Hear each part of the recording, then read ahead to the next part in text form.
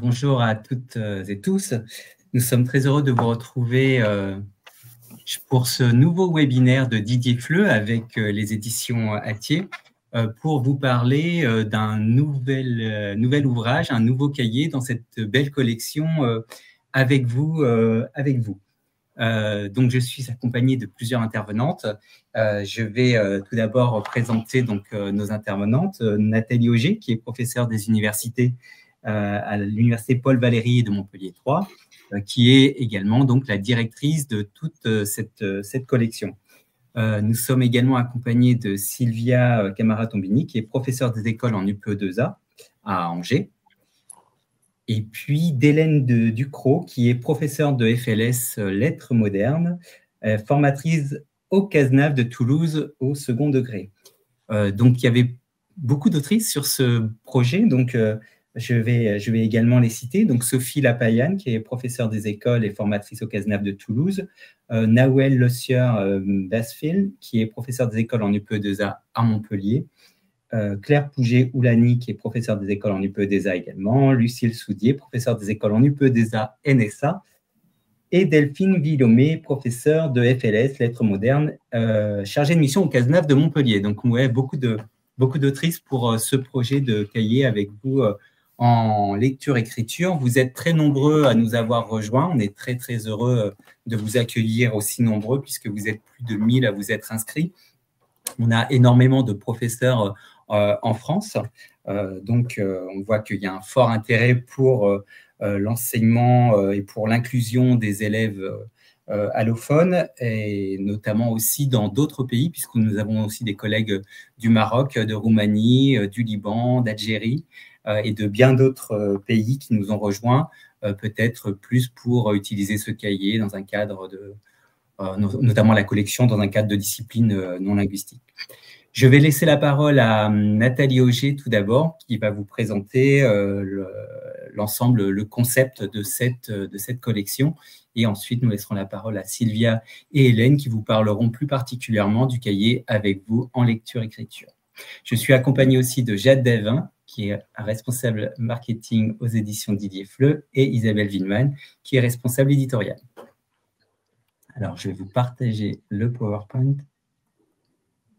Déjà, bonsoir à toutes et à tous. Je suis très heureuse ce soir avec mes collègues auteurs de vous présenter la collection avec vous.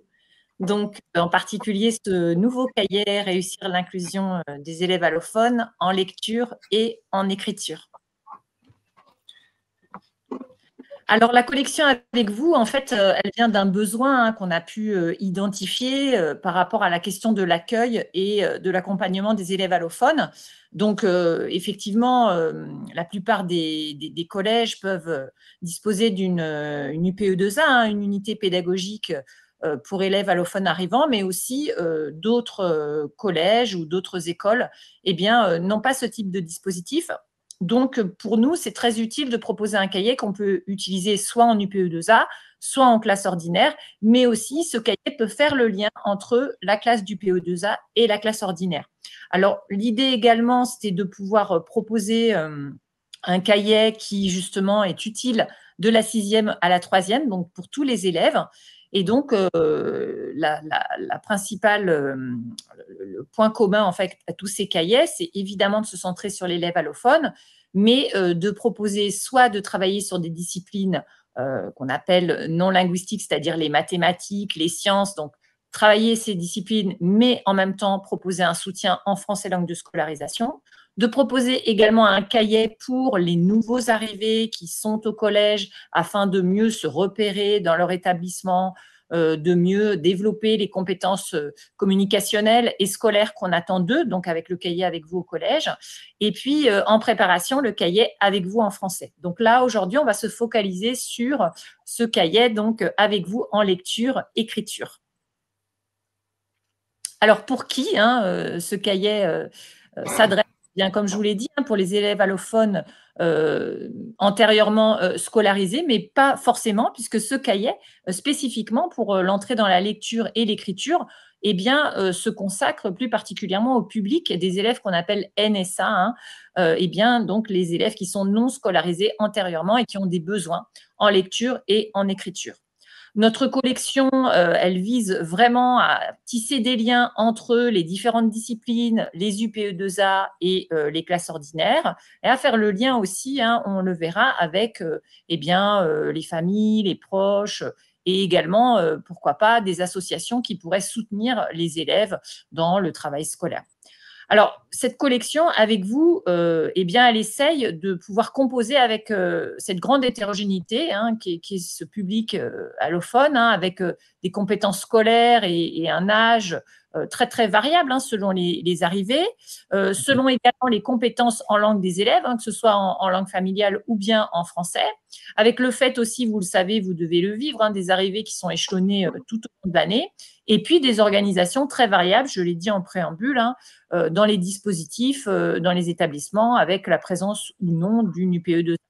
Alors, ce qu'on a essayé de faire, hein, dans cette collection, et ce qui est récurrent d'un cahier à l'autre, c'est de proposer une grande modularité, hein, dans l'utilisation de ces cahiers. Donc, ces cahiers, c'est vraiment personnel, c'est le cahier de l'élève, et ça permet à l'enseignant de pouvoir s'organiser en îlot, de façon très, très variable, donc selon les compétences linguistiques des élèves, avec les objectifs à atteindre, ou bien selon des objectifs disciplinaires qu'on aurait à acquérir dans les classes ordinaires, hein, donc de la 6e, de la 5e, de la 4e et de la 3e. Ce qui est intéressant aussi, c'est que les élèves peuvent, s'ils sont en 4e, eh bien, revoir des indispensables de la 6e et de la 5e, parce que le programme scolaire de là où ils viennent a pu être interrompu, ou bien tout simplement parce que eh bien, les programmes scolaires, selon les disciplines, peuvent être différents d'un pays ou d'un contexte à l'autre. Et bien entendu, ça va permettre à l'enseignant de composer avec ses expériences scolaires antérieures et très, très, très, très variables. Merci Nathalie. Alors, je ne vous l'ai pas dit en préambule, mais vous pouvez effectivement poser des questions dans le chat et nous y répondrons un peu plus tard dans le webinaire. Je vais laisser la parole à Hélène, il me semble, qui va nous parler un petit peu plus précisément de ce cahier avec vous en lecture-écriture et le public. Donc, pour quel public ce cahier peut convenir Alors, le cahier a été conçu spécifiquement, Nathalie l'a dit, pour les élèves qu'on appelle NSA. Donc, ce sont des élèves qui n'ont pas pu être scolarisés avant leur arrivée en France ou qui ont une scolarité fragmentée et qui ne sont pas encore entrés dans la lecture dans leur langue première. Ça a été pensé, alors la collection en général a été pensée pour le collège, mais ce cahier-là est pensé du CM1 à la 3e. Et on échangeait avec Sylvia ce matin, elle l'utilise aussi avec des élèves de 8 ans. Et ça marche aussi. Donc DNSA ou SA avec alphabet non latin. Alors en fait, s'ils n'ont pas appris à lire, voilà, bon, peu importe. Et je vais y revenir parce que je vois les questions en même temps. Alors, ces élèves donc, qui ont dit NSA ou PSA peu scolarisés antérieurement ont chacun enfin, c'est un public très diversifié qui a aussi des compétences et ce cahier tire parti des compétences qu'ils ont pu développer. Notamment, ces élèves souvent connaissent plusieurs langues du fait déjà soit de leur famille, soit de leur parcours migratoire, parce qu'ils ont pu passer par différents pays. Et ils ont une expérience de plusieurs cultures aussi. Et le cahier, donc, a vraiment cette approche plurilingue pour poursuivre le développement de la compétence plurilingue et s'appuyer sur ce qu'ils savent, sur ce qu'ils connaissent pour favoriser les transferts. Ces élèves ont évidemment aussi des besoins en particulier et donc on travaille, le cahier est fait pour évidemment les amener d'abord à communiquer à l'oral en français, à entrer dans l'écrit en français et aussi à s'approprier les codes culturels scolaires en France.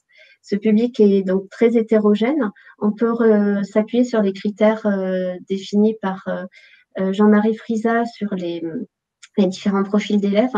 Donc, effectivement, ça va concerner tous les élèves qui n'ont pas encore été à l'école et ou qui ont déjà été à l'école mais qui ne savent pas lire. Donc, vous voyez les profils 1 à 4.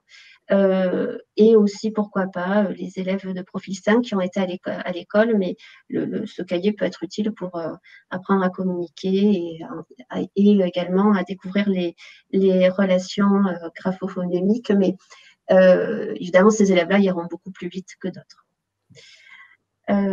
Alors, on n'avait pas pensé de prime abord aux enfants du voyage, qu'on appelle maintenant EFIV, enfants issus de familles itinérantes et de voyageurs, mais en fait, on s'est rendu compte que ça intéressait aussi des enseignants qui avaient des élèves qui, à un âge avancé, un âge collège, n'étaient pas encore entrés dans l'écrit. Alors, la page d'ouverture sera sans doute l'utilisation de la page d'ouverture sera sans doute adaptée avec ces élèves-là, mais ça peut être utile à ces élèves qui ont pu connaître des ruptures de scolarité et dont la langue première n'est pas forcément la variété qui est parlée, qui est utilisée à l'école. Voilà, j'ai terminé pour la présentation. J'espère que c'était assez clair. Alors, comment s'organise le cahier ? Sylvia va vous parler juste après des pages dites essentielles et de la séquence 0. Là, moi, je vais vous présenter la progression en 8 séquences. Donc, vous voyez, ce sont des entrées thématiques contextuelles et qui permettent de contextualiser l'entrée dans le lire-écrire avec autour des centres d'intérêt premiers de l'espace des élèves. Alors dans certains territoires ultramarins, peut-être que la cantine ça ne parlera pas, certains, mais dans l'ensemble ça va être la classe, la vie chez un ami, tout ce qui est autour de la santé du corps. Ce sont les premiers besoins des élèves scolarisés. Et pour ce qui concerne la cantine, des liens peuvent être faits autour du repas, de l'alimentation très aisément. Donc, ça va permettre de répondre aux premiers besoins communicatifs et de développer aussi, vous voyez, dans la troisième colonne, là c'est un peu petit, mais il y a aussi donc tout ce qui est lexique, premiers outils grammaticaux, les premiers mots-outils qui vont être utiles non seulement pour communiquer, mais aussi pour entrer dans l'écrit. Vous voyez la progression des graphèmes, c'est au milieu, qui a été pensé. Alors, ça a été vraiment un gros travail, parce que la langue française donc n'est pas transparente. Il y a plus de 36 phonèmes associés à 130 graphèmes. Donc, c'est assez complexe, évidemment. Donc, comment on a établi cette progression? On a pris en compte, comme c'est indiqué d'ailleurs, c'est préconisé, la fréquence, la régularité, et aussi, donc ça a été de façon spécifique pour les élèves allophones, la plus ou moins grande facilité au niveau de la perception des sons. Il y a des sons qui sont communs qu'on retrouve dans de nombreuses langues et d'autres, évidemment, qui sont différents. Et les sons, les vocaliques, les nasales, les fricatifs sont des sons qu'on peut tenir plus longtemps, donc c'est un peu plus facile de percevoir le vœu, que les occlusives, qu'on ne peut percevoir qu'associées à une voyelle. Alors, au niveau il y a des prérequis pour l'apprentissage de la lecture et des grands piliers à l'apprentissage de la lecture. Donc, ils sont tous présents. Ce qui va manquer, on a dû faire des choix, comme partout, on est obligé de faire des choix parce que tout ne peut pas contenir. Donc, ce qui va manquer, c'est l'apprentissage du geste graphique. Certaines choses sont un peu moins développées, mais elles sont tout à fait présentes. Et parce que l'accent a été mis vraiment sur la découverte des correspondances graphophonémiques et sur l'acculturation au monde des écrits et sur l'oral aussi. Voilà. Donc, moi, j'enchaîne et je vais vous parler des essentiels. En fait, la méthode commence par des pages au début et à la fin du cahier qui présentent les essentiels, c'est-à-dire tous les outils dont on pourra avoir besoin dans le cahier et auxquels on pourra référer les élèves, les apprenants à différents moments du cahier. Donc, en début de cahier, on a les sons et les lettres, on les verra tout à l'heure. Et on a les pictos des consignes, des pictos qu'on a voulu reconnaissables, qui sont à l'image des pictos de la collection avec vous. et une récurrence aussi des activités de manière à ce que les élèves puissent travailler en autonomie, parce qu'on avait à cœur, on a surtout pensé au fait que la méthode pouvait être utilisée dans une classe où il y a plusieurs apprenants allophones qui travailleront en même temps sur le cahier, mais on sait qu'il y a aussi énormément d'enseignants qui sont confrontés à des situations où ils ont un élève dans leur classe, et il fallait aussi que ce cahier puisse être facilement utilisable pour les enseignants qui ont un élève allophone dans la classe et qui auront besoin qu'ils puissent travailler le maximum en autonomie. En fin de cahier, on a du lexique plus général, on a les nombres, les couleurs, les émotions, les jours, les moments de la journée, les mois, les saisons, et on a bien sûr les mots-outils.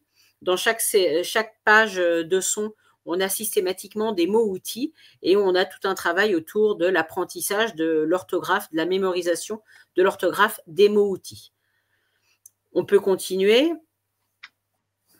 Donc, je vous disais, sur les sons, au début du cahier, on a ce rappel des sons avec, on s'appuie sur les gestes Borel-Mésoni. On a fait le choix de s'appuyer sur deux éléments qui nous paraissaient importants. C'est à la fois le geste Borel-Mésoni, hein, on rappelle le fait d'opérer une première distinction grâce au geste, même si l'oreille n'a pas encore perçu les traits distinctifs, ça va faciliter aussi la segmentation phonémique des mots, simples et courts. Et on a voulu que ces gestes Borel-Mésoni soient photographiés et que ce soit utilisable pour des apprenants de tout âge. Donc, ça nous change peut-être un peu des Borel-Mésoni auxquels on est plus habitué dans certaines méthodes de français. Et pour chaque son, on a aussi des mots repères qu'on retrouve dans les pages sons. Des mots repères qui sont des mots facilement compréhensibles par les apprenants, qui sont des mots du quotidien en fait, et qu'ils pourront vite mémoriser. Chaque page son commence par, vous voyez en bas à droite, par la présentation du son, avec systématiquement les différentes graphies du son et les mots repères qui correspondent. On peut continuer. Alors, avant de commencer les séquences en elles-mêmes, on a souhaité avoir une séquence qu'on a appelée la séquence 0, qui est autour de l'alphabet, parce qu'il nous paraissait important de prendre d'abord ce temps d'appropriation de l'alphabet. Comme l'a dit Hélène, la méthode, elle s'adresse à des jeunes, à des enfants. Et en même temps, j'en profite pour dire que moi, je suis en UPE2A école et que la méthode, je l'utilise depuis la rentrée avec des enfants dès le CE1 jusqu'au CM2. Et en fait, c'est étonnant parce que les retours que j'ai de mes élèves sont tout aussi positifs que ceux que mes collègues co-autrices ont avec des mineurs isolés, des MNA en collège et en lycée, en fait, dans le sens où ils s'approprient le cahier et le fait qu'ils puissent écrire dessus, que ce soit leur cahier, que ce soit un beau cahier, ça leur permet aussi d'être comme tous les autres élèves, d'avoir leur outil et de pouvoir se l'approprier. Je ferme cette parenthèse, donc je reviens à l'alphabet. Donc, différentes activités autour de la découverte de l'alphabet. Puis, vous le voyez sur cette double page, systématiquement, il y a des audios.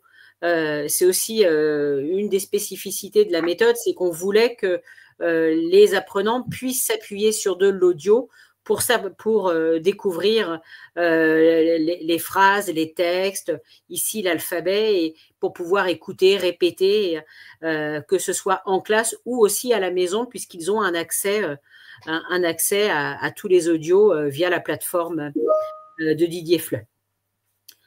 Donc, cette page alphabet, hein, on découvre les lettres de l'alphabet, on travaille sur les voyelles et les consonnes, puis aussi sur la reconnaissance des lettres dans les différentes écritures. On peut poursuivre. Alors, chaque séquence ensuite commence par une page d'ouverture qui est, donc vous voyez une illustration qui a été faite vraiment par une illustratrice, nous en sommes ravis, parce que comme ça on pouvait mettre tout ce qu'on voulait, enfin, une photo ne permettait pas d'avoir tous les éléments. Par contre, pour tout le reste du cahier, ce sont des photographies, ce qui est très agréable, voilà, ça permet de travailler avec tout, c'est pas enfantin, quoi, voilà, pour tout âge. Un dialogue, donc ce qui est assez classique hein, en FLS, et avec des activités qui sont tout le temps ritualisées, tout le temps les mêmes, avec des audios. Donc, on peut comme ça, évidemment, écouter à la fois les consignes et le dialogue. Quel est l'objectif? Alors, d'abord, développer la compréhension orale et la production orale, parce qu'on commence comme ça, l'apprentissage d'une langue.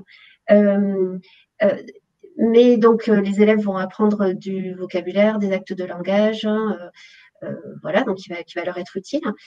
Mais aussi, c'est vraiment pensé puisque c'est l'objet, en lecture-écriture, pour préparer l'entrée dans l'écrit qui va se faire sur toutes les autres pages de la séquence. C'est-à-dire que toutes les activités qui sont là vont préparer la suite. À chaque fois, on va avoir des activités autour de la description de l'image. Dans 2 séquences, on a aussi en préambule une écoute de bruit d'un paysage sonore, en fait, pour identifier aussi les éléments sonores, rendre aussi les élèves sensibles à leur environnement. Ensuite, donc, après la description de l'image, une écoute du dialogue. Donc, évidemment, l'image va préparer aussi la compréhension, puisqu'on va retrouver des éléments. Donc, ça va être plus facile ensuite pour les élèves de repérer les éléments. La mémorisation de phrases clés, qui sont des actes de langage de niveau A1. Tout n'est pas couvert, mais il y a beaucoup d'actes de langage de niveau A1 qui sont couverts dans le cahier, qui va les aider à communiquer ensuite.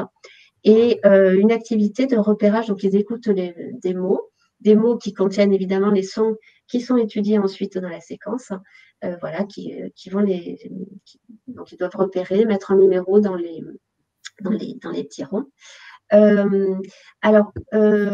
L'idée, par exemple, dans la page, vous voyez, dans la ville, on va avoir les mots cinéma, vélo, voiture, ville, valise, vite, poubelle, rouler, jardin, jupe, chat, chien, café. Donc, ce sont des mots qui vont ensuite qui vont être lus, que les élèves vont apprendre à lire dans les pages qui suivent. Donc, vous voyez, c'est vraiment conçu en lien avec l'écrit, dans l'idée que on apprend à lire que sur ce qu'on est capable non seulement de comprendre, mais de dire. Je crois que j'ai fait le tour. Alors maintenant, on vous présente une double page Je lis, j'écris. Donc, comme si vous avez pu déjà feuilleter la méthode, vous avez vu qu'on alterne ces pages avec des pages de découverte culturelle. Donc, les doubles pages Je lis, j'écris, elles démarrent toujours par la découverte du graphème avec la photo du geste Borel-Mésoni, le graphème et le mot repère dont je vous parlais tout à l'heure, des mots repères simples et accessibles pour des élèves allophones. Ensuite, on a systématiquement 3 mots-clés, là aussi des mots simples et qui sont liés à la thématique de la séquence. Et on va avoir des activités de conscience phonologique. On explique dans le guide pédagogique comment on peut aller encore plus loin dans ces activités de reconnaissance du nombre, compter le nombre de syllabes, repérer où on entend le son dans le mot, cocher la bonne syllabe, etc. Ensuite, on a systématiquement 3 niveaux de lecture. Lecture de syllabes. On a fait le choix de mettre des constellations pour faciliter la compréhension de la combinatoire, avec systématiquement 3 niveaux, donc 1 étoile, 2 étoiles, 3 étoiles, pour que chaque apprenant, en fonction de son niveau, lise le niveau qui lui correspond le mieux. On peut adapter effectivement à nos élèves. On a systématiquement un travail d'encodage de syllabes, des mots où il faut compléter avec une syllabe. Pour chaque page, on a souhaité mettre une activité de plurilinguisme. Donc là, l'idée, en fait, c'est de demander à l'apprenant s'il connaît dans une autre langue, pas forcément la sienne, parce qu'ils ne savent pas nécessairement écrire dans leur langue, mais s'ils connaissent un mot dans une autre langue, la leur ou une autre, et soit ils sont en capacité, pourquoi pas, de l'écrire, soit on va l'écrire à leur place. Et moi, souvent, avec les enfants en école élémentaire, ce qu'on fait beaucoup, c'est qu'ils écrivent aussi des prénoms de la classe qu'ils connaissent et dans lesquels ils repèrent le mot. C'est souvent plus simple pour eux. On a systématiquement une boîte à outils et dans la méthode, en fait, on a souhaité avoir une boîte à outil illustré qui va permettre de vraiment comprendre une notion et on y aborde différentes notions, alors à la fois à travers les mots-outils, mais aussi quelques petites notions grammaticales ou de conjugaison, être, avoir, des masculins, féminins, voilà, on va avoir différentes activités dans les boîtes à outils qui pourront être exploitées aussi autrement. Et puis, on a bien évidemment la lecture de mots, lecture de phrases, où là aussi, on a souhaité que les phrases soient accessibles et qu'elles aient du sens pour eux. Et on termine par des dictées de syllabes en général et une activité d'encodage ou d'écriture. Soit c'est produire une phrase à partir d'une image ou alors ils vont entendre une phrase qui est dictée, qu'ils vont devoir écrire. Parfois, ce sont des mots dans le désordre. Il faut reconstituer la phrase. Donc voilà, c'est une base. Les pages sont composées systématiquement de la même manière. Ça amène aussi, ça facilite l'autonomie des apprenants et qui vont pouvoir travailler assez rapidement sur les sons. Alors, il y a cinq correspondances graphophonemiques qui sont travaillées par séquence et c'est entrecoupé d'une double page Mon quotidien, je découvre, qui a pour objectif de favoriser l'acculturation au monde de l'écrit à partir le plus souvent de documents authentiques. Quelquefois, on a réécrit de manière simplifiée une page de documentaire, par exemple, ou la biographie de Gaël Faye, mais sinon, ce sont le plus souvent des documents authentiques. Qui va avoir plusieurs fonctions. Cette acculturation, comprendre la fonction des écrits, hein, donc ça donne sens aussi à pourquoi on lit. Cette page-là, donc autant dans toutes les pages, je lis, j'écris, tout est 100% déchiffrable, lisé par les élèves. Les textes, les mots ne contiennent que des sons travaillés au préalable par les élèves. Autant là, il faut l'accompagnement de l'enseignant. Parce que vous voyez donc la fiche du film Un métier sérieux, évidemment, les élèves ne peuvent pas lire le titre de façon autonome. Ils n'ont absolument pas encore appris ces sons-là. Mais l'objet n'est pas là. Là, on est vraiment sur la connaissance du monde de l'écrit et aussi un début de travail sur la compréhension des écrits, même si ça reste léger. On est plus sur du repérage au début, mais plus ça avance et plus il va y avoir quand même aussi des activités de compréhension écrite. À chaque fois, il va y avoir des activités ritualisées. Donc, même si je vous ai dit, les élèves ne peuvent pas être autonomes, néanmoins, il va y avoir quand même des choses petit à petit, qu'ils vont pouvoir faire. Notamment, ça commence toujours par on écoute et on reproduit, on répète une phrase. Donc, ça, c'est pour leur donner un bagage, des structures, un bagage. Donc, voilà. Et puis, il va y avoir des activités. Donc après, très ritualisé, toujours avec des QCM, vous voyez. Donc au début, il faut les accompagner. Au début aussi, là, c'est la séquence 1. Il y a un exemple, donc il y a une réponse qui est cochée pour leur montrer comment faire. Après, ça n'y est plus à partir de la séquence 4. Et il va y avoir toujours aussi une activité qui fait un lien avec leur expérience personnelle. Donc là, par exemple, on va leur demander de dire s'ils connaissent les mots, les jours de la semaine, voilà, dans d'autres langues. Pour le film, on va leur demander ce qu'ils connaissent comme autre film, quel est le plat préféré de la famille, etc. Voilà. Il y a toujours, on a oublié de le dire, dans le guide pédagogique, il est très riche parce qu'il y a évidemment les corrigés pour les activités qui sont proposées dans le cahier, mais il y a beaucoup d'activités préparatoires ou de prolongement, et notamment pour cette double page, mais aussi pour toutes les autres pages. Donc, par exemple, l'activité sur l'agenda va donner lieu, il y a une activité préparatoire qui est proposée sur les présentations. Donc, vous avez remarqué qu'il n'y a pas les présentations dans ce cahier. C'est très classique. Il n'y a pas d'activité sur je m'appelle, quand tu t'appelles. Mais en fait, ça va être l'occasion, si on le souhaite, de le travailler à partir de la page l'agenda. Voilà. Et ce genre d'activité, vous les retrouvez avec vous au collège. Les activités durent combien de temps? C'est indiqué dans le guide pédagogique, hein, mais après, évidemment, ça va être très différent en fonction de si vous avez un élève isolé, si vous avez un groupe, si le groupe est collégien, ou si ce sont des plus jeunes. Voilà. J'ai terminé pour cette page. Oui, j'ai oublié de dire qu'il y avait à chaque fois des boîtes à outils, pardon, avec des lexiques illustrés ou, par exemple, des prépositions de lieu, des choses comme ça qui vont aider les élèves à réaliser les activités de la page.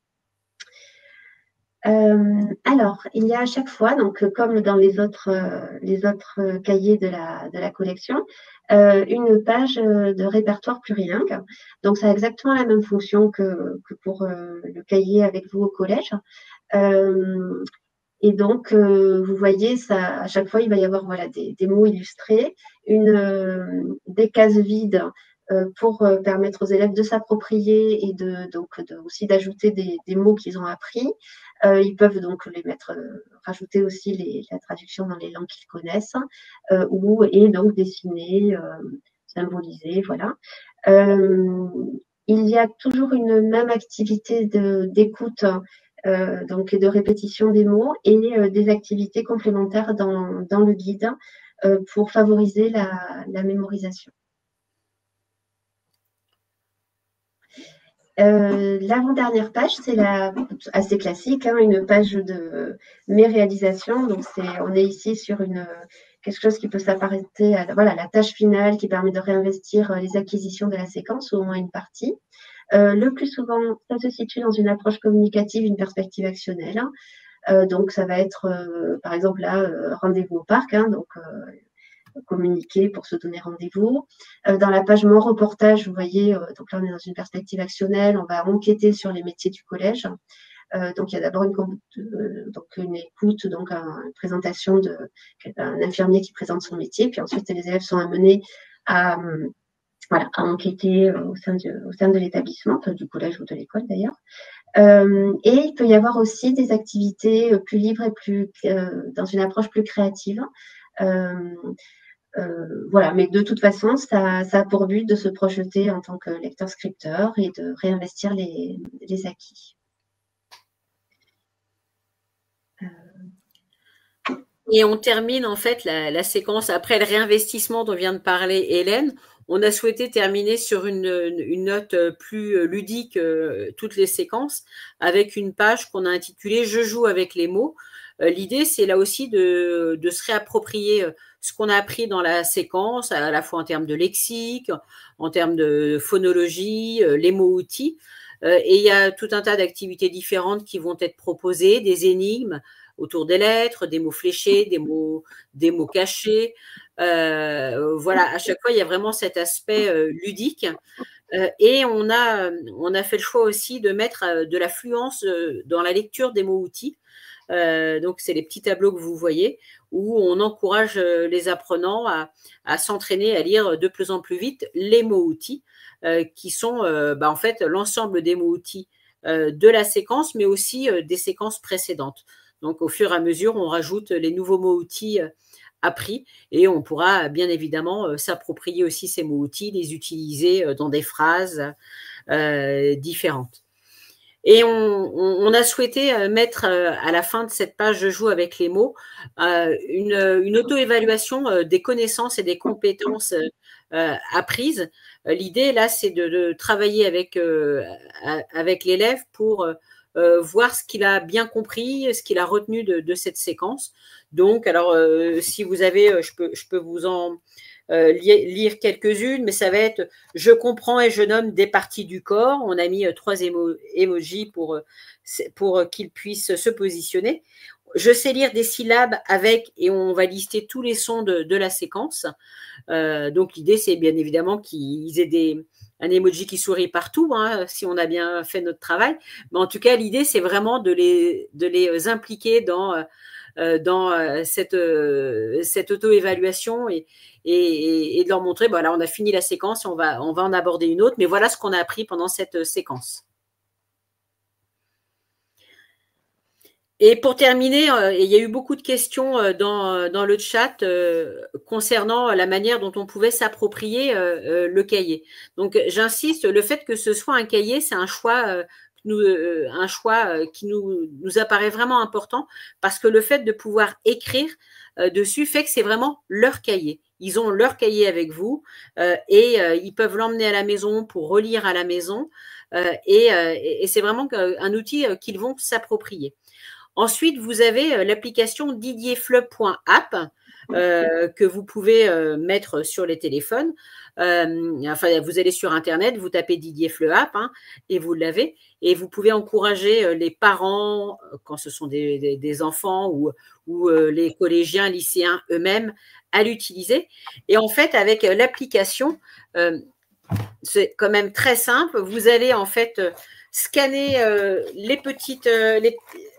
la page, vous scannez la page sur l'application Didier Fleu App et ça va systématiquement vous mettre la liste de tous les audios qui correspondent à la page et donc vous allez pouvoir entendre les audios. Donc ça, c'est la manière dont les jeunes peuvent se l'approprier facilement avec les audios. Et pour vous, les enseignants, si vous avez donc la version numérique, c'est encore plus simple puisque vous installez l'application Educadoc, par exemple. Moi, je l'ai mis sur la tablette vu que je suis aussi itinérante. Donc, ça veut dire que partout où je vais, j'ai l'application Educadoc avec le livre dedans. Ça me permet en fait d'avoir le livre en version numérique, de pouvoir zoomer sur les pages et surtout d'avoir un accès très simple à tous les audios. Et on n'a pas besoin d'Internet puisqu'on peut télécharger le livre sur son application et en fait, on peut y avoir accès dans toutes les écoles où on intervient. Donc, c'est assez simple, enfin, c'est vraiment très simple à utiliser une fois qu'on a compris le système. Mais effectivement, l'accès aux audios, pour nous, il est vraiment important. Ils ont accès à toutes les lectures de syllabes, lectures de phrases, les textes, les dictées aussi, enfin, s'il y a besoin de réécouter. Et donc, on va vraiment s'appuyer sur ces audios. On a ensuite un cahier dans la collection. Il y a le cahier pour l'enseignant avec les corrigés qui est disponible. Le guide pédagogique qui est en ligne, où on a dans le guide pédagogique souhaité aussi aller plus loin dans certaines ressources. Il y a des accès à des ressources pour poursuivre et aller encore plus loin. Et donc, une version numérique, j'en ai parlé, qui permet d'avoir l'application. Voilà, je pense que j'ai tout dit sur cette diapositive. Oui, peut-être dans le guide pédagogique, il y a une méthodologie pour mémoriser l'orthographe des mots.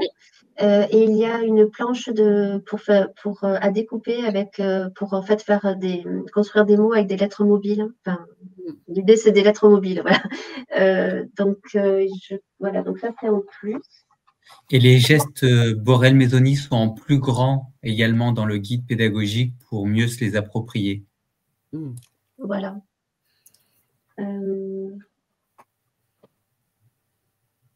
Donc, pour l'instant, le guide est presque prêt. On a 3 unités disponibles en ligne et nous espérons le mettre en ligne d'ici la fin du mois, je crois, Isabelle, c'est ça? Ou mi-décembre?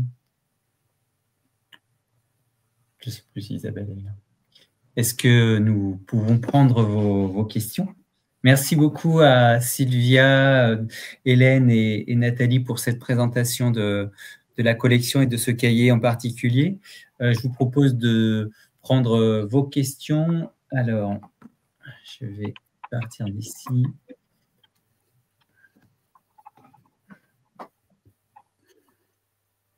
Alors, est-ce que Jade, tu peux me dire où est-ce Moi, je vois la première question, je veux bien y répondre parce que ça concerne une demande pour des conseils pour un élève en CP. Alors, effectivement, moi, je disais que j'utilise la méthode, y compris avec des élèves je crois que la plus jeune avec laquelle je l'utilise actuellement, elle est en CE1. Bien évidemment, je ne vais pas l'utiliser en CP parce que les élèves que j'ai qui sont en classe de CP, ils ont tout intérêt à faire la lecture dans leur classe ordinaire, avec l'enseignant de CP, avec la méthode de CP. Alors, c'est vrai que parfois, c'est difficile parce que les méthodes de CP ne sont pas nécessairement adaptées à des élèves qui ne comprennent pas et qui ne parlent pas français. Mais par contre, il y a tout un tas d'outils qu'on peut conseiller. N'hésitez pas à vous tourner vers le CASNAV de votre territoire qui doit normalement pouvoir vous donner des pistes. Et puis sinon, bah, envoyez-moi un mail, je pourrais peut-être vous en donner. Voilà.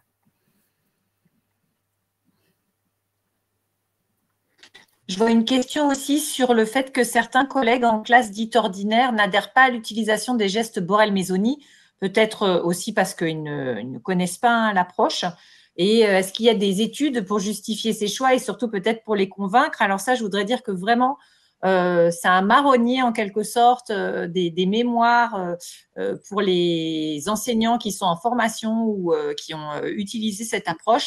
Et les études montrent et convergent sur le fait que c'est très intéressant pour les élèves parce qu'ils arrivent à mémoriser de façon kinesthésique un son relié à un graphème. Donc ça, c'est vraiment au niveau de la mémorisation et au niveau de la compréhension des choses qui ont pu être montrées par les études scientifiques. Donc, il y a vraiment, on encourage l'utilisation de cette approche. Et après, c'est vrai que c'est très facile, même si on ne connaît pas tous les gestes Borel-Mézoni, voilà, à l'aide de la planche qui est proposée dans le cahier, de pouvoir apprendre avec les élèves. Moi, c'est ce que me disaient des collègues enseignants en classe d'accueil en Suisse, qui ont donc des élèves allophones qui me disaient, mais moi, on n'a pas toujours été formé à Borel-Mézoni, mais on a appris avec les élèves et c'est très ludique et ça permet la mémorisation.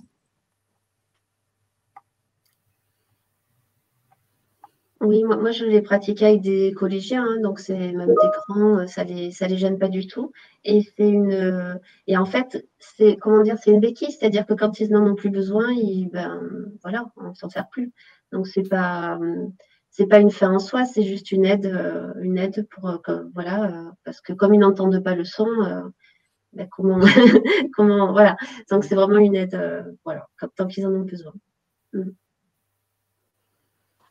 Oui, c'est important ce que dit Hélène. Peut-être que parfois les enseignants de classe ordinaire ne savent pas que c'est très difficile pour un élève d'entendre un son qui n'existe pas dans une ou des langues qu'il parle déjà. Et donc, il y a d'abord cette difficulté et Borel-Mézoni permet justement déjà d'identifier le son. Donc, c'est une aide très précieuse.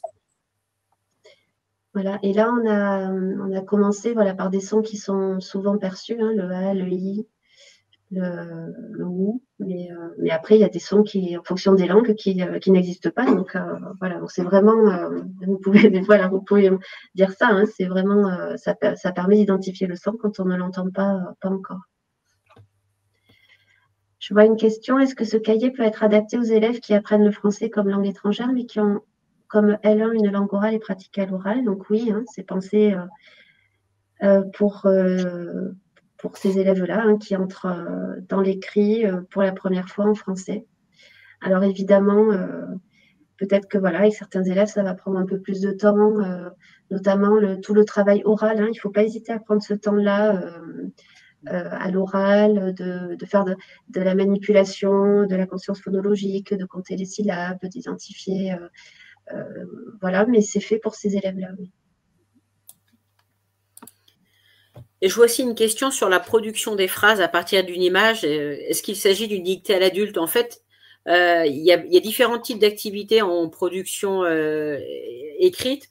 Il y a effectivement des dictées de phrases où on va entendre un audio et on va écrire la phrase que l'on entend, sachant qu'en fait, on a vraiment… normalement, ils doivent tout pouvoir écrire, soit parce que c'est des mots qui font référence à des sons qu'on a déjà étudiés, et donc ils sont en capacité d'écrire, et soit parce que les mots sont déjà écrits dans la double page. Donc, il va falloir qu'ils se repèrent pour les retrouver. Et sinon, il y a des activités où c'est une image, il faut la décrire, et donc là, ça va être le travail aussi de l'enseignant d'aider l'apprenant à produire une phrase à l'oral, puis ensuite de la transcrire à l'écrit, et en s'appuyant donc sur les mots dont il dispose déjà. Voilà, la démarche de dictée à l'adulte, elle peut par contre, c'est indiqué dans le guide pédagogique, être utilisée pour les pages mes réalisations. Voilà. Donc, ils ont, voilà, comme l'a dit Sylvia, ils ont les outils, ils ont beaucoup d'outils dans la séquence, mais c'est intéressant aussi qu'ils aient les moyens de dire ce qu'ils ont envie de dire et qu'ils ne soient pas limités, et d'écrire, je veux dire, qu'ils ne soient pas limités par ce qu'ils ont appris pour l'instant. Voilà. Donc, en fait, les activités d'encodage, elles n'ont pas tout à fait la même fonction. Les activités d'encodage dans les je lis, j'écris et dans les réalisations, dans je lis, j'écris, en fait, encoder, ça sert vraiment aussi à apprendre à décoder. Il y a une interaction entre les deux. Et dans mes réalisations, on est plus dans une approche. Alors, évidemment, on va réutiliser des mots qu'on a vus, des structures, mais on est plus dans une approche de communication. Voilà. Ou d'expression un peu plus libre. Je prends une question, est-ce que c'est possible pour les élèves qui n'ont pas l'alphabet latin? Donc oui, aussi. Voilà, donc c'est tout à fait, hein, c'est pensé pour ces élèves-là. Et enfin, de fait. Et voilà, donc, et s'ils ont appris à lire dans un autre alphabet, même s'ils ne connaissent pas l'alphabet latin, ça va aller beaucoup plus vite que pour des élèves qui ne sont jamais entrés dans l'écrit dans aucune langue, parce qu'ils savent déjà beaucoup de choses. Voilà. Que l'écrit colle l'oral, se repérer dans l'écrit. Donc ça va être très utile pour justement apprendre l'alphabet latin et les correspondances grapho-phonémiques en français. Et normalement, il devrait aller assez vite, en fait, hein, par rapport à d'autres élèves qui découvrent complètement. J'ai oublié de dire deux choses qui sont peut-être quand même assez intéressantes à savoir, enfin, peut-être qu'elles sont évidentes, hein, mais en fait, là, l'intérêt par rapport à des manuels de CP, outre que ce n'est pas enfantin, c'est qu'ils apprennent à lire avec des mots qu'ils connaissent. Donc, par exemple, au lieu d'avoir des faits, des robots qui sont tout à fait pertinents pour des élèves qui ont été à l'école maternelle et qui sont dans cet univers-là. Donc là, au lieu de fait, on va avoir fille comme mot repère, vous voyez. Donc, un mot qui est plus compliqué, en fait, à lire, hein, puisque fille, il y a le son, il y a le lieu. Mais en fait, c'est un mot qu'ils ont entendu et qu'ils connaissent et qui est travaillé aussi dans le cahier. Et autre chose aussi, on a un retour d'expérience sur les pages des écrits du quotidien et je découvre qui est intéressant. Donc là, comme je vous ai dit, les élèves ne peuvent pas être autonomes en lecture sur ces pages-là. Et les élèves des grands, là c'est un témoignage de grands, disent que ça les intéresse beaucoup ces pages. Donc c'est vrai que voilà, on s'adresse, c'est des pages c'est un peu ambitieux, mais en fait ils sont contents d'avoir des pages qui sont difficiles, voilà, et d'y arriver quand même. Et donc cette alternance entre voilà les pages je lis, j'écris, qu'ils trouvent, alors c'est pas facile, c'est pas vrai que c'est facile, mais disons que voilà, ils entrent dans la lecture. Enfin, là, ils arrivent à lire, ils sont contents, quoi. Ils ont cette Jean-Charles Raffonet dit là cette petite lumière qui se fait parce que tout d'un coup ça s'éclaire, le sens se fait, c'est eux qui ont réussi à lire ce mot. Et là, voilà, là c'est un plaisir qui est de nature différente, mais qui est voilà, c'est plus, il y a plus de défis, mais ils sont contents aussi voilà, d'arriver à cette dimension-là de la lecture qui vient quelquefois un peu plus tard, en fait. Hein. Souvent, on commence par ce qui est facile, et puis une fois qu'on a assez d'outils, mais parce qu'on a le temps, en fait, quand on est en CP, puis quand on a le temps, ou alors c'est l'enseignant qui lit les histoires, et quand on a le temps, voilà, au bout de quelques mois, on arrive à lire seul, et voilà, là, on est tout content. Et là, donc, dès le début, voilà, ils ont ces supports, donc c'est une source de motivation, apparemment. Donc, il y a une question pour le lycée. J'ai vu dans les commentaires que certains disaient que ça semblait faisable en lycée aussi. C'est pas pensé mais pourquoi pas. Et d'ailleurs, dans l'Académie de Toulouse, on a une collègue très expérimentée en UP2A NSA Lycée Pro qui l'a conseillé, enfin qui l'utilise. Et on peut l'utiliser aussi avec les élèves EFIV allophones. C'est une question dans le fil de discussion. Voilà, moi, je sais que dans l'Académie de Montpellier, il y a des collègues qui le font et ça se passe très, très bien. Et pour le lycée aussi, comme les illustrations ne sont pas enfantines, mais plutôt pour des jeunes, et il y a eu un beau travail de l'illustratrice. Ça convient bien aux jeunes en général. Il y avait une question aussi pour acquérir la version numérique pour les enseignants. Donc, il y a deux façons de le faire, soit sur le site du KNE, soit sur la e-boutique Didier Fleur. Donc là, vous aurez la possibilité d'acquérir la version numérique enseignante. Est-ce que nous avons répondu à toutes les questions? Je voulais remercier… pardon. Non, j'en vois une là sur un seul élève allophone dans la classe ou au collège, par exemple. Comment peut-on l'aider et fonctionner? Là, pour le coup, je pense qu'effectivement, si c'est un élève qui a besoin d'apprendre à lire, cette méthode-là, elle va vraiment être un support intéressant parce que vous avez dedans tous les exercices qui vont être utiles à l'apprentissage des sons et effectivement avec une récurrence qui fait qu'ils vont pouvoir avancer indépendamment de la présence du professeur qui va bien évidemment devoir quand même consacrer des moments pour vérifier l'appropriation, pour retravailler, faire lire éventuellement le jeune. Mais je pense que ça peut être un outil complémentaire à utiliser effectivement avec un enfant ou un élève en classe ordinaire.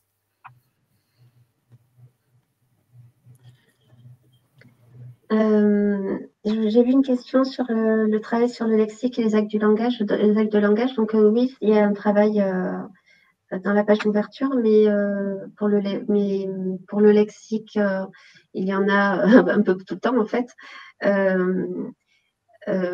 puisqu'on travaille. En fait, il y a des photos qui permettent de favoriser la compréhension des mots, hein, parce que pour qu'ils lisent sur ce qu'ils savent dire ou à minima ce qu'ils comprennent. Et pour les actes de langage, il y a aussi un travail ensuite en mes réalisations.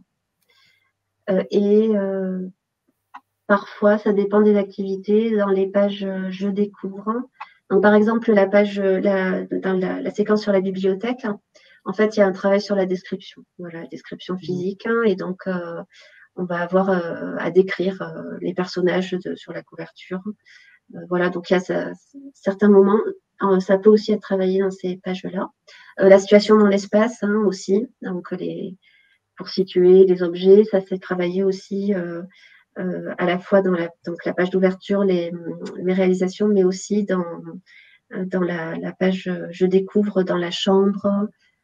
Voilà, l'interdiction, je peux pas, c'est travaillé aussi dans une page Mon quotidien. Voilà, donc même si l'accent est mis sur voilà, je lis, j'écris, mais oui, c'est travaillé aussi. Il y a eu une question aussi sur l'écriture cursive. Oui. Donc ça a été un gros débat. Tu veux y répondre, Sylvia ou... Non, mais c'est ce que je voulais dire, effectivement, que c'est un grand débat entre nous, parce qu'entre les enseignantes de primaire comme moi et les co-autrices qui sont plutôt en lycée ou en collège, on n'avait pas la même approche, effectivement. Et donc, la cursive, ça n'a pas été le choix qui a été fait, parce que ce n'est pas une exigence qu'on va voir au collège et au lycée. Donc, après, moi, ce que je fais, c'est que j'adapte et que, vous voyez, il y a toujours une petite activité où il y a les mots à recopier. Ben, moi, je leur écris en cursive. Voilà. Comme ça, je sais qu'ils vont travailler la cursive. Mais... En fait, on a dû faire des choix drastiques. Alors, les éditeurs ont été adorables parce qu'ils ont rajouté quand même 50 pages. Donc, merci beaucoup. Parce que on n'arrivait pas à... Voilà, bref. Mais malgré tout, même avec 50 pages de plus, il fallait faire des choix. Et donc, c'était d'abord conçu pour des collégiens. Et en fait, dans l'urgence, c'est que c'est très bien d'apprendre la cursive. C'est très important d'apprendre le geste graphique, mais comme je vous ai dit, ça n'y est pas dans ce cahier parce qu'on ne pouvait pas tout mettre. Et voilà. Et pour des grands, en fait, dans l'urgence, souvent on prend pas ce temps-là d'écrire en cursive parce que on fait des choix en fait. Alors pour plein de raisons, c'est que alors, ce qui est important, c'est qu'ils arrivent à reconnaître quand même, parce que les enseignants peuvent écrire en cursive. Mais s'ils écrivent en script, il n'y a aucun problème. En fait, c'est complètement accepté au collège, au lycée. Il n'y a pas du tout. Voilà. Donc, si vous avez le temps, si vous êtes au primaire et surtout que vous avez ce temps-là, n'hésitez pas à le prendre. C'est très important. Mais voilà, quand on fait avec les contraintes, toutes les contraintes qu'on a, notamment temporelles. Et c'est vrai que beaucoup d'enseignants de collège ne prennent pas ce temps-là. Par contre, travailler le geste graphique, et c'est important, même si on ne travaille pas la cursive. Voilà. Donc, c'est un choix qui a été fait, voilà, parmi d'autres. Je vois une question sur un seul élève allophone dans la classe, au collège, en classe de 4e. Comment peut-on l'aider et fonctionner ? effectivement, c'est plus difficile qu'en UPE2A. Donc, je dirais que quand même, la collection avec vous, c'est quand même un outil qui n'existait pas avant, avant que ça soit imaginé et surtout réalisé. Donc, c'est quand même voilà, une aide. Mais effectivement, ne serait-ce que pour démarrer, si l'élève a été scolarisé antérieurement, ne serait-ce que pour démarrer, il y a besoin quand même de prendre l'élève, d'avoir des heures dédiées. Donc, n'hésitez pas à vous rapprocher de votre CASNAV. Dans de nombreux CASNAV, je ne vais pas parler pour tous les CASNAV, mais quand il n'y a pas de possibilité pour un élève de rejoindre une UPE2A, normalement, les CASNAV ont des volants d'HSE, d'heures supplémentaires, qui peuvent être mis à disposition dans les établissements pour que les élèves aient au moins 2 heures semaine. Et donc, dans ce cas-là, le travail peut être commencé sur ces cahiers, par exemple, de la collection avec vous, sur d'autres supports, avec l'élève. Et puis ensuite, l'élève peut continuer en classe. Et après, chaque enseignant peut essayer de ménager des temps. On peut, comme l'a dit Nathalie en préambule, on peut imaginer du tutorat pour que des élèves lisent les consignes, répètent les mots, fassent répéter. Voilà, il y a des activités, quelques activités assez simples qu'on peut mettre en place. Mais effectivement, c'est important qu'il y ait quand même des heures dédiées. Voilà, quelquefois, c'est au CDI, les chefs d'établissement, des professeurs documentalistes sont très heureux de faire ça. Et les chefs d'établissement acceptent. Donc, que l'élève, sur 2 heures, peut-être au CDI, fasse des activités dédiées. Voilà. Mais surtout, rapprochez-vous du CASNAV de votre académie. Eh bien, on voulait vous remercier toutes et tous et merci pour vos messages enthousiastes, pour vos encouragements. C'est très agréable, ça fait plaisir. On est très heureux d'avoir fait cette collection avec Nathalie Auger et puis ce cahier avec un travail collaboratif comme certaines personnes ont pu le souligner. Effectivement, c'est beaucoup d'autrices qui ont travaillé main dans la main pour vous offrir ce cahier. On espère qu'il vous sera très utile. On n'en doute pas. En tout cas, on sait qu'il y avait ce besoin. Et nous sommes très fiers de l'avoir réalisé aux éditions Hatier Didier Fleu. Donc, je vous remercie à nouveau, Nathalie, Sylvia, Hélène et toutes les autrices de ce cahier. Et puis, merci à toutes et tous d'être toujours aussi nombreux à nous suivre. Nous vous souhaitons une bonne soirée. Merci beaucoup. Au revoir. Merci, bonsoir. Au revoir. Au revoir.